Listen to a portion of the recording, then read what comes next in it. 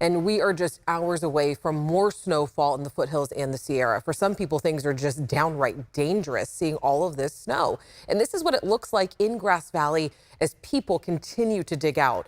And just miles up the road in Nevada City, we're hearing from one family that has been stuck inside their home for 6 days. And this is the view of the Heatherman's family home. We even tried to get to it today, and we couldn't get anywhere close to it. And get this, the mom, Jennifer, she is 4 months pregnant. Very scared because pregnancy complications that can happen in the second trimester, and they're usually pretty severe situations. I don't know where a medevac would land near here. And rescue teams have been hard at work in the snow. CHP says that they have already rescued and helped several people using their helicopter.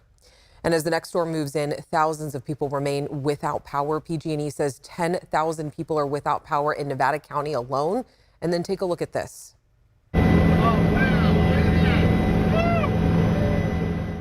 PG&E says they dropped 700 gallons of water on the side of a mountain to reduce avalanche risk so that their workers could have safe access to get the power back on. They say a lot of the outages in our area are due to tree damage. Crews are in from other towns just to help out some of these areas. And the second snow survey of the season, it happened today up in the Sierra. You could say we were above average. We sent our Brendan Minchef up to Highway 50 to Phillips Station to get the story.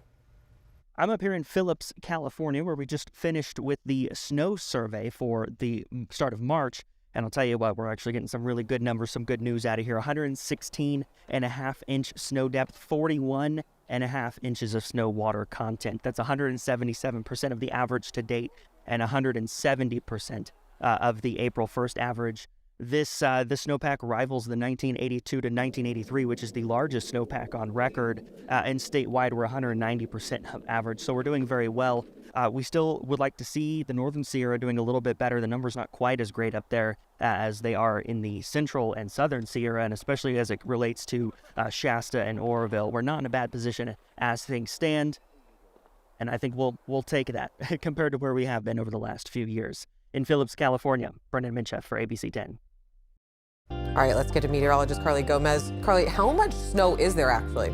Yeah, because they take those big long poles and they stick it in the ground, and that's how they're able to measure how much that snow depth is. Well, we're looking at 116.5 inches there at Phillips Station, and the snow water equivalent is 41.5 inches of water. Now, the average precipitation, as Brendan mentioned, is 177% here for this date, March 3rd. We use the April 1st date, though, as kind of the end of the snowy season. Typically, when we start to get the most runoff at that point, and we usually don't see a lot of snow past April 1st. But we get a little bit more, but it's not enough to be really something that's measurable at that point. So April 1st is what we use kind of at the end of the season. Statewide, there's 130 sensors. So statewide, we do have a snow water equivalent of 44.7 inches. And the state average, though, is 190%. Southern California, 206% of average, or excuse me, 209% of average for this time of year. But statewide, we are seeing 171% as a state whole here. Water equivalent, again, 44.7 inches.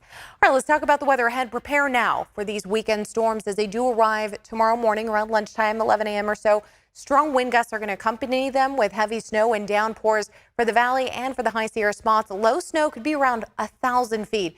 Do expect travel there to be very difficult for the Sierra. Right now, we're seeing increasing cloud coverage over the area, and we do have a winter storm warning in effect until 10 a.m. on Monday. Gusts about 45 plus miles per hour. Again, dangerous travel. As we look at our evening and overnight hours, we'll see a cool evening around mid-40s overnight. Not too cold. At least we're not in the 30s, so that's some good news. Clouds increase, and then as we get into the morning hours here, you are starting to see us right around 50 degrees or so. So again, not the coldest storm system, which is some good news, but the rain does start picking up around 9 a.m. to 11 a.m. with those strong wind gusts around 11. Highs tomorrow in those mid to low 50s in the valley, 44 degrees in the foothills, that mix of rain and snow with about 27 degrees in the Sierra. Alex.